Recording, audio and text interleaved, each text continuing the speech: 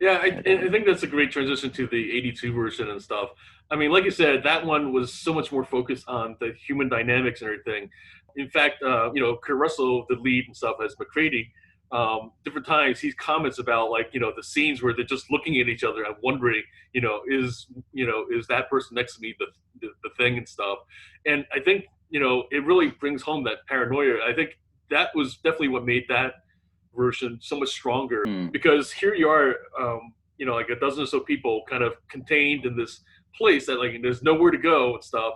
And if you don't trust each other, you're going to die. And so, and of course, like kind of spoiler alert again. That's of mm. course what they end up doing. They end up killing each other and stuff more so than granted they did kill off the alien different times and stuff, but then, it was like, oops, oh, like they tested the blood afterwards and realized, oh, we did kill a couple of ourselves and stuff.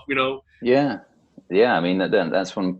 I think one of the interesting things about the theme of paranoia in that movie is this idea of false accusation. Clark is obviously the one who is.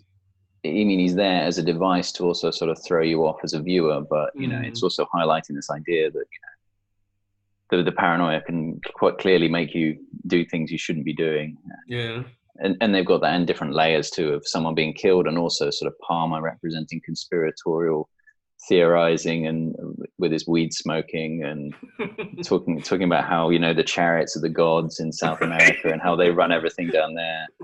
But I mean, this is also it indicates a really good way of why you do a remake. And John Mm, Carpenter sort of said that he wanted to represent his times a lot more in yeah. the remake rather than just try and do it. And he adds so much. I think in his remake, Yeah. he adds the isolation and the paranoia is paramount in that one, as well as I think that for me is one of the real key differences that makes it a much better movie. Mm, Also, the fact that the monster is, I mean, obviously using pretty groundbreaking techniques for the time, but also mm, completely sort of amorphous. You have no idea what shape the monster is going to yeah. take next, which is really cool as well. Yeah. So Yeah, I mean, we have like in the 51 where like they're just kind of casually at this base where like kind of like you said, they're drinking coffee and playing pool and it's all hunky dory and yeah, stuff. Whereas in 82 you really feel like you're cramped and like kind of squeezed into a space and stuff, and you've got to basically survive a winter with these other dudes and stuff and everything like that. And that's the other thing too. No more women to kind of ease the tension, so to speak, and stuff. It's yeah, now a bunch of guys, which having been in the Navy at a time where it was just guys and stuff. You really like even though like an aircraft carrier is the size of a literal like kind of city building and stuff like that, but it quickly feels very much like a um, steel can and everything because of I that. bet. That anytime you're in long periods of time together with a bunch of guys and stuff, oof.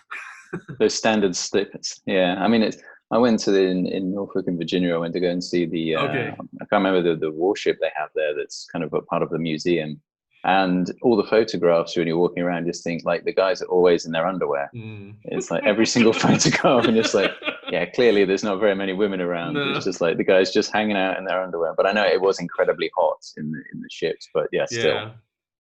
There is that kind of very much that paranoia and stuff like that. And at different times, like it's interesting how, we kind of talked about it offline that like in Malcolm Gladwell's Talking to Strangers, we have a tendency to trust people, which is of course, how society works. Like, in other words, we don't generally suspect people of being like kind of psychopaths or, even though that like we are paranoid in the sense of like, when we walk down a dark street, we're kind of like, cautious and everything, especially in the city. mm, But generally speaking, people are pretty trusting. That's just yeah, how it is. And so that's that's why what eBay makes works, right? right, right, So absolutely. yeah, yeah, But that's what makes that game, and then in this situation, the trapped with other people so hard because, and again, that's why there's this paranoia because these are guys like everybody was together and they kind of before all this they they may have differences and everything like that, but they generally speaking manage to kind of get along and as uncomfortable as all that kind of stuff. And then now all of a sudden there's this kind of element of like that not only is it that like it's this alien kind of taking over, but different times. Here's the thing that I think sometimes is missed: the fact that like you may not know yourself if you've been affected and are starting to Yeah. turn and stuff. That's even Well, that's scarier.